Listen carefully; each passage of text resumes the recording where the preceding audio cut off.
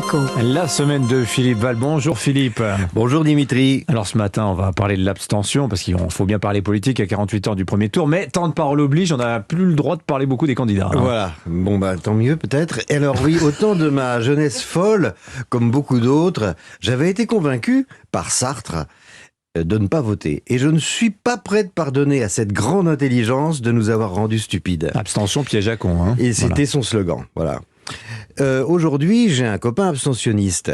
Et en l'écoutant argumenter, j'ai compris qu'à lui tout seul, il se croit plus intelligent que tous les candidats réunis. Il me dit... tous pourris, je lui réponds, souvent, quand on parle des autres, on parle de soi. Alors il se vexe et je change de sujet. Alors comment vous vous y prenez avec votre ami abstentionniste pour tenter de le convaincre d'aller voter ? Je lui dis qu'en 1956, les Hongrois se sont révoltés contre la dictature communiste. Ils ont été écrasés par les chars russes. Que voulait-il ? Une démocratie pluraliste et des élections libres.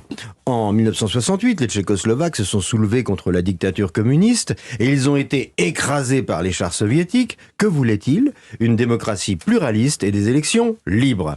En juin 1989, le Parti communiste chinois a assassiné et réprimé implacablement la jeunesse rassemblée place Tiananmen. Que voulaient ces manifestants ? Une démocratie pluraliste et des élections libres. Entre 1939 et 1945, environ 60 millions de personnes sont mortes à la guerre. C'était le prix à payer pour vaincre le nazisme et pour rétablir des démocraties pluralistes et des élections libres. Aujourd'hui, quand on regarde à la télé les images de l'Ukraine, on voit en direct les troupes russes qui tentent d'exterminer une population qui se bat pour défendre un régime démocratique, pluraliste et des élections libres. Et que se passe-t-il en France, à la veille du premier tour de l'élection présidentielle, libre, démocratique et pluraliste ? Il se passe que les études d'opinion nous préviennent que l'abstention au premier tour pourrait s'élever entre 25 et 30% et que ce sera peut-être encore plus au second tour. Alors moi je fais un cauchemar, je m'imagine trébuchant à travers les cimetières hongrois, tchécoslovaques, chinois, ukrainiens, en train de me dire qu'on est en train de passer de la liberté guidant le peuple à l'indifférence guidant les enfants gâtés. Tout de même Philippe, est-ce que vous entendez l'argument ? Je vois personne pour me représenter. Oui, mais on a juste oublié que voter, c'est le geste altruiste qui coûte le moins et qui rapporte le plus. On ne vote pas que pour soi, on vote pour les autres. Et l'offre pluraliste, quoi qu'on en dise, est à l'image de notre pays. Les candidats n'arrivent pas de la planète Mars, ils sont ce que nous sommes. Et il y en a pour tous les goûts. On a deux trotskistes, l'une qui est laïque et l'autre qui s'en fout pourvu que ça saigne.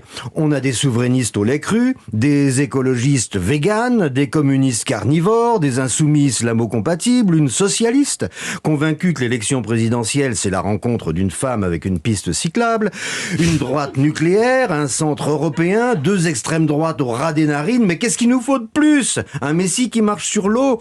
On vote toujours par défaut, pour quelque chose d'impur et d'imparfait, et c'est ça qui est formidable, parce que la pureté, c'est la mort. Sommes-nous parfaits ? Non. A-t-on envie de devenir des êtres parfaits ? Évidemment non. On a envie de vivre avec le droit à l'erreur et le droit au bonheur. Bon Philippe, est-ce que vous avez un conseil à nous donner pour aller déterminer pour qui voter ? Oui, il faut voter pour les gens comme nous, avec leurs défauts, leurs qualités, leurs faiblesses. En politique, les messies s'appellent Hitler ou Staline. Les élus de la démocratie ne s'appellent que Mario Draghi, Olaf Scholz ou Ignacio Cassis, que celui-là personne ne le connaît. Pourtant, c'est le président de la Confédération suisse où règne la paix depuis 2 siècles.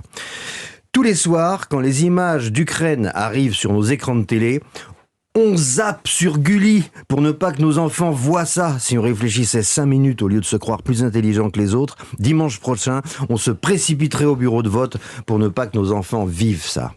Merci beaucoup Philippe, plaidoyer pour aller voter dimanche et dès demain donc aux Antilles en Polynésie française. Merci Philippe, bonne semaine à vous. 7h47.